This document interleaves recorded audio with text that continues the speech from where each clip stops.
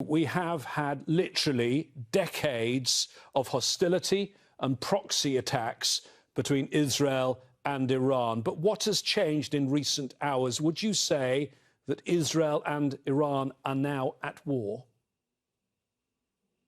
Well, first of all, the strikes last night against the Israeli regime were very devastating. The Iranians severely damaged 2 military bases.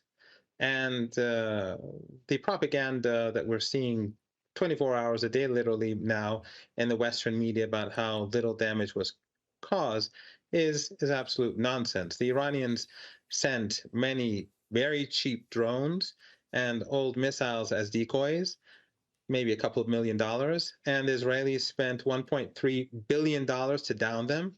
And then the main missiles all got through and struck the military bases. And if the Israelis are so confident about themselves, then I guess today they can take international reporters to see the base, the 2 bases for themselves.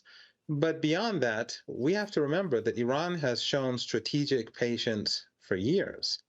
And the Israelis carried out assassinations in Iran years past and sabotage.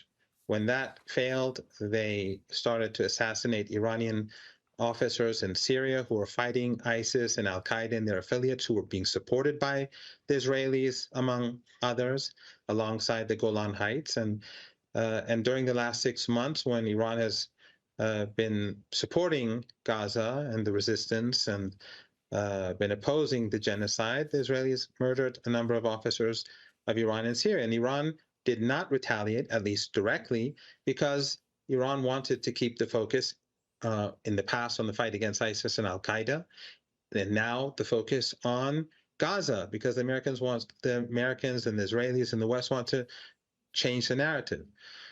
But since the Israeli regime struck the Iranian embassy and the US, Britain, and France and the UN Security Council refused not only to punish the Israeli regime, but to condemn it, the Iranians were obviously forced to punish the regime.